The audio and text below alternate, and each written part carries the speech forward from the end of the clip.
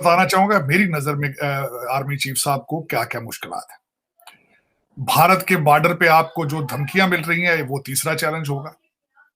Bajwa doctrine जो है भारत के साथ रिलेशनशिप ठीक करने के लिए, वो उसको लेके आगे किस तरह चलेंगे, क्योंकि जो पाकिस्तान के अंदर पॉलिटिकल इंस्टेबिलिटी है। तीसरा इसके बारे में एक ये इसको प्लस भी ले सकते हैं, आप नेगेटिव भी ले सकते हैं कि नए आर्मी चीफ साहब सऊदी अरेबिया 3 साल रहे हैं एज ए मिलिट्री अटैचे, तो उनका असर और रसूख मजीद पाकिस्तान में बढ़ेगा। अब उसका प्लस है या माइनस है। खास साहब जिस तरीके से तुले हुए हैं कि हमने वो बाजू कहते हैं, बाजू मरोड़ कर जिस तरह वो इलेक्शन की डेट लेना चाहते हैं। और दूसरा यहाँ पे कंट्रोवर्सल ये चीज आपने भी जिस तरह मेंशन किया कि वो खान साहब का जो उन्होंने खत भी लिखा, और उनके जो दूसरे टीयर 2 के लीडर, टीयर 1 के लीडर्स टीवी के मुख्तलिफ चैनल्स पे जाके कह रहे हैं कि हम अब डिमांड करते हैं कि नए आर्मी चीफ पब्लिकली आकर अगले इलेक्शन का हमें उसका वादा करें। तो हाउ इट इज पॉसिबल? ये उनका टास्क थोड़ी है कि वो आर्मी चीफ है जो आपको इलेक्शन दे। ये चीफ इलेक्शन कमीशन का काम है। और चौथा अगला जो इनको टास्क होगा कि जो इस वक्त फ्लड की डेवस्टेशन है, आपको पता है हमारा एक large number of services they are engage with it, और उसको देखना उनके लिए एक चीज होगा। अगला स्टेप जो है फाइनेंशियल हार्डशिप रिलेटेड है, जिस तरह आपने कहा कि अगले महीने जो है वो $1 बिलियन देना है। अगला जो एक और सबसे बड़ा टास्क है अफगानिस्तान के बॉर्डर के ऊपर जो आपके हालात खराब हैं, स्वात में टीटीपी और जिस तरीके से तुरखम और चमन वाली साइड पे जो हालात चल रहे हैं वो उसको देखना।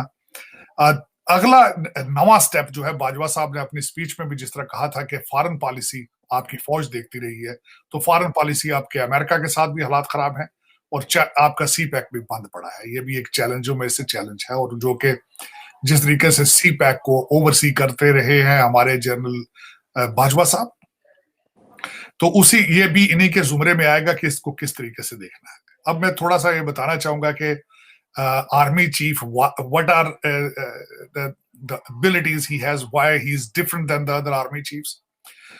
ये भी कुछ चीजें नई आई हैं। एक तो सबसे पहली बात ये है कि फर्स्ट टाइम ये हुआ है कि एक आर्मी चीफ आया है जिसका बैकग्राउंड, जिन्होंने दोनों इंटेलिजेंस एजेंसीज में सर्व किया है, ISI और MI में। हाफिज कुरान है जो पहली दफा ये हुआ है कि पाकिस्तान की हिस्ट्री में।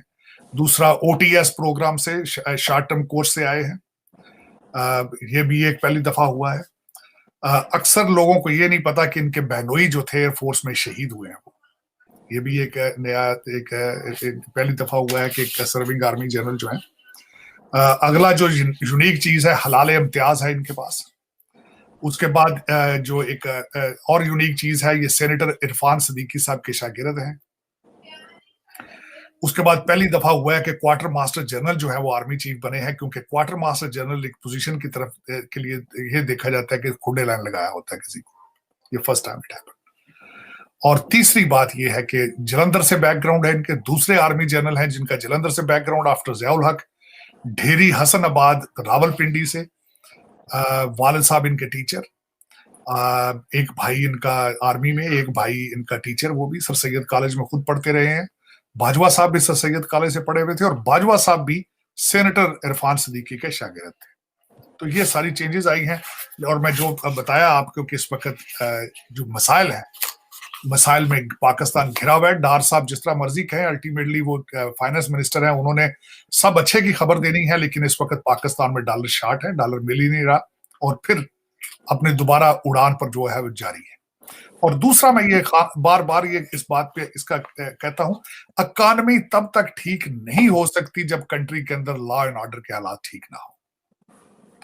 तीसरा आपने कहा कि हेलीकॉप्टर को उतरने की इजाजत नहीं दी जा रही, लेकिन और जो एक और सबसे बड़ी बात यह है कि डिप्टी कमिश्नर रावलपिंडी की तरफ से 56 शराइत का एक जो लेटर है वो दे दिया गया है खान साहब को, कि इन्होंने उसी शाम 7 बजे फैजाबाद से इनको they have to close up.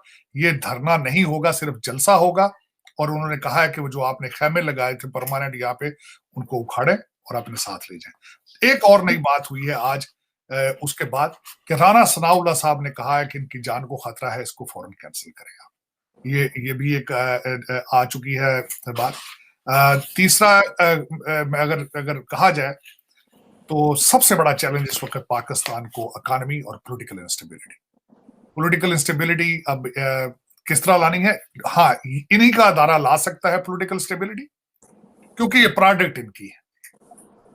ये सारे बच्चे जमहूरी एस्टेब्लिशमेंट के हैं, इनको एक टोकरी के नीचे दें और ऊपर से 2-4 डंडे मारें और इनको कहें गल छोड़ो, पाकिस्तान की गल करो, वरना ये सारे जो ये लोग हैं ये इस तरह ठीक होने वाले नहीं, because they so used to. देखिए ना, जब वो कहते हैं ना थप्पड़ों से चीज ठीक होती, आपको आदत पड़ जाती है ना, वो कहते हैं ये किस तरह हो गया है।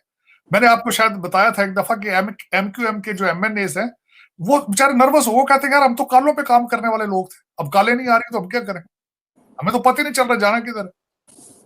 तो ये सारे हर पार्टी के हालात यही है। आप देखें जिस तरह रात को छुप छुप के, अब खास साहब दिन को जलसा करते थे, रात को मिन्नतें करते थे, ये सारी दुनिया को पता है इस हकीकत का। तो वो ये आते किस तरह छूटेंगी, इनको विड्रॉल शुरू हो जानी है। बल्कि मैं समझता हूँ खान साहब को जो कुछ हो रहा है ये विड्रॉल है। खान साहब जो फीडर से दूध लेते थे अब वो गिलास से नहीं पी रहे बिल्कुल, तो ये विड्रॉल है उस चीज की। और इसका मदावा जो है वो एस्टेब्लिशमेंट ही कर सकती है, क्योंकि इस बिल्डिंग को खड़ा उन्होंने किया था। और मेरी ये हम्बल रिक्वेस्ट होगी कि अगर आप मेहरबानी फरमाएं तो इस प्रोडक्ट को ओन करें और पाकिस्तान पे रहम फरमाएं।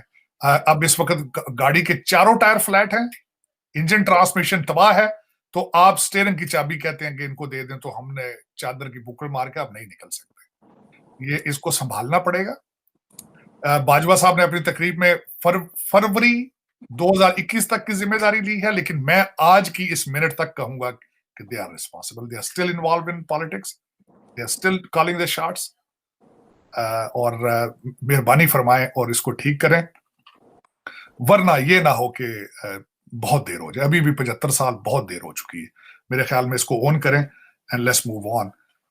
इस वक्त दो ही सिर्फ पाकिस्तानियों के लिए वाहिद उम्मीदें बची हैं, दो उम्मीदें, एक ये हमारे जनरल आसम मुनीर साहब और दूसरा जस्टिस फैजी साहब।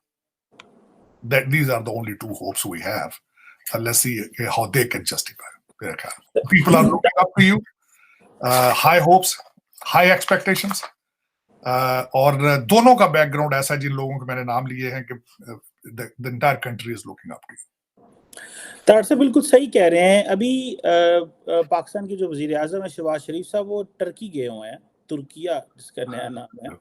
तो वो तार साहब गए हैं, उन्होंने प्रेसिडेंट तैयब रजब उर्दगान को ये कहा है कि आप सीपैक को ज्वाइन करें, और उन्होंने कहा है कि आप जो है ना, जो सीपैक के बेनिफिट्स हैं वो जो हम इंजॉय कर रहे हैं आप भी इंजॉय करें। तार साहब, ये क्या सीपैक के बेनिफिट्स हैं, ये जो इंजॉय कर रहे हैं हम स्वाय कर्जों के, तो 30 अरब डॉलर के हमने कर्जे देने हैं। आप क्या समझते हैं कि अगर बाहर से लोग आके पाकिस्तान में इन्वेस्टमेंट करेंगे, या सीपैक के जो उन्होंने जोन्स बनाए हुए हैं, इंडस्ट्रियल जोन्स या एक्सक्लूसिव इकोनॉमिक जोन्स के ऊपर अगर बाहर से इन्वेस्टमेंट आती है, तो आप समझते हैं कि हमारी कोई इकोनॉमी बेहतर हो सकती है? या कि आप समझते हैं क्योंकि हमने सऊदी अरब को कहा उसने लिफ्ट नहीं कराई, हमने टर्की को कहा उसने लिफ्ट नहीं कराई, अमेरिका को हम कह नहीं सकते, तो ये जो हम जा के दुनिया को कह रहे हैं कि सीपैक में इन्वेस्टमेंट करें, आप क्या ख्याल है, दुनिया क्यों इसको सीरियस नहीं ले रही और क्यों इन्वेस्टमेंट नहीं आ रही इस पे वाला?